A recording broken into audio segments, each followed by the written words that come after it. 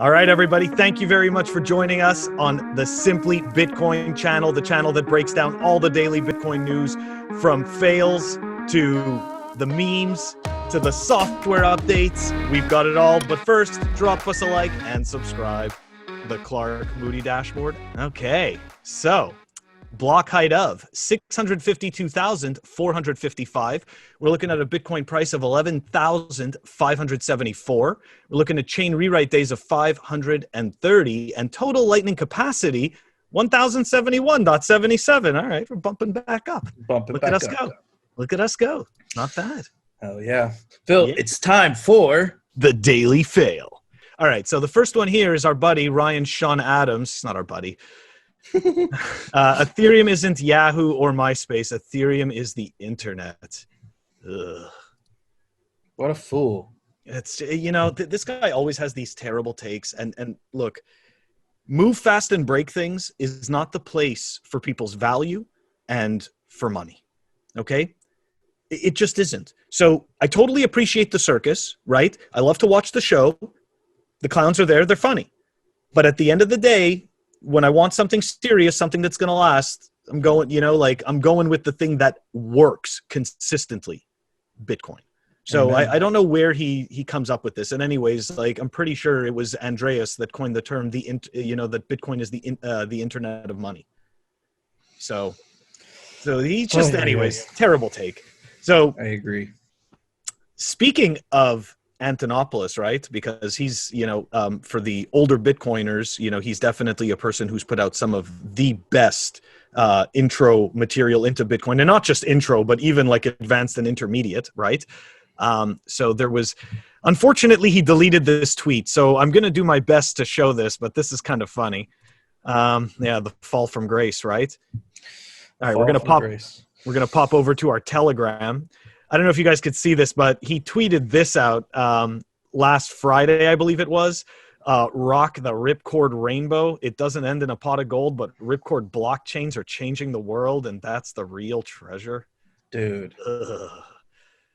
Shill. Come on, bro. And it's like, really? Ripcord blockchains? From Bitcoin down to this. And then, of course, obviously, if you go to actually look for that tweet today, yeah. Of course it's gone. It has to be gone. That's it right there. So anyways, I think the lesson today is really, these shitcoiners, they're just going to tell you anything to try to make you feel good about it. And at the end of the day, it just isn't Bitcoin. So be safe out there. Amen. I like that, man. But what a fall from grace, Andreas. What a fall from grace. He had the best stocks, bro. I don't know. Man, whatever. Anyways, Phil, it's time for the Daily Meme Review. Here it is. There we go. All right, so let me play it. Okay, so let me give everyone some context. There's a little girl. And she's fighting the Federal Reserve. Has no volume, by the way. So you're just going to hear me laugh. Okay. Well, he loses. She coins. Dude, okay, let me replay that. Look what. Boom. It's funny. Dude, I have a weakness for funny, but it didn't have volume, so I'm going to take that into consideration. Me too. But I still loved it. I think it's fantastic. Everybody knows who the Federal Reserve is. All right, you ready? I'm super ready. Oh, yeah. Okay. So what are you going with? 9.52. Oh, man, look at us.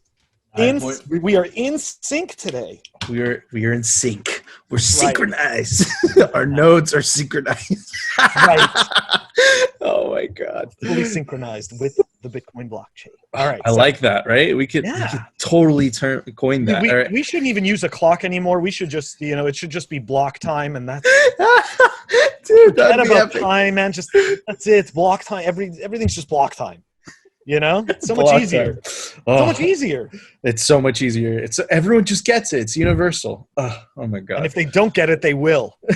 They will. They will. They will. Phil, it's time for it. The Daily News, sponsored by. All right, so this is kind of an update. This isn't really news, but it's, you know, the whole BitMEX saga is kind of unveiling. So this is kind of an update. So man, it looks like they're not giving up. They're you know, they're making an effort to, like it says, they're just trying to fit in compliance, right? So they got two big issues, man. They got, you know, a criminal case pressed by the U.S. government, and, you know, they also have an operating business. So it looks like they're not giving up on BitMEX. It's a Hong Kong-based exchange, but at the end of the day, the U.S. government, you know, kind of weaponizes the dollar. And kind of an update, you know, another BitMEX update, you know, once I close this stupid, you know, pop-up. BitMEX CTO, so Chief Technology Officer Samuel Reed, he was arrested in the U.S. on October 1st. He was just released on a bail of $5 million.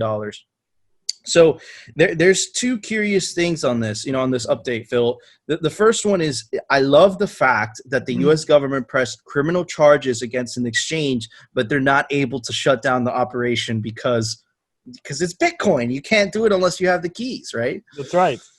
So it's so cool. What are your thoughts on this whole debacle going on? I mean, look, right. You know, we've touched on this several times. So obviously, you know, if you have anything on exchanges, be careful, because these are the types of things that can happen. Now, people on BitMEX are incredibly fortunate. They don't realize how fortunate they are to that extent, because transactions are still going through and withdrawals are still going through, and it's business as usual. Now, it's interesting that they're trying to fit. Did I understand that correctly? That they're trying to start complying?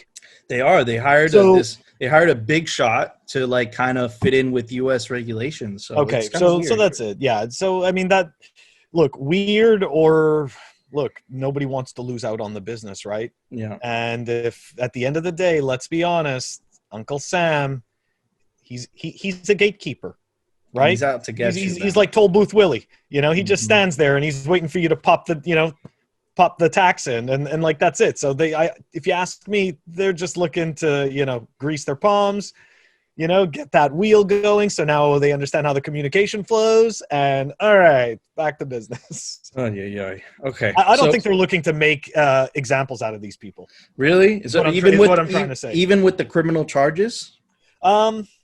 You know what? The criminal charges, let's see how far those go. Let's see how right? far. Yeah. And they have money. I'm not saying it won't happen. I'm not saying that they're not making examples of them, but right now, to me, it seems that them getting a regulator in place, you know, helps to show good faith, and it starts to spin the wheel in a different manner. So yeah. I'm just saying, like, look, as always, you know me, I'm cautious. I'm just cautiously watching. And this is breaking news, so we'll keep you guys updated on the BitMEX saga. Anyway, so craziness. So another piece of news, I did not like this at all. But, you know, the Justice Department released another statement on top of their crypto framework statement. And I'll just read Matt Odell's tweet. He always has a good perspective. Encryption bans will not prevent criminals or enemies from using it.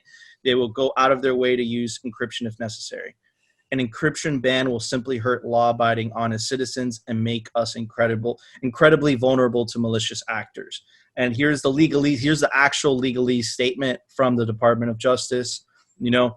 And I'm going to kind of break this article does a great job of kind of breaking down the macro perspective, because the Justice Department is just the last of one of the Five Eyes governments, you know, to kind of jump on board this wagon of, we don't like end-to-end encryption. So they're talking about your WhatsApp, your iMessage, your Signal. They all want some sort of backdoor access. But the thing about backdoors, guys, is if you make a backdoor for somebody, then it's no longer encrypted. It kind of defeats the whole purpose, right? That's right. So it's going to be very interesting to see how this unfolds.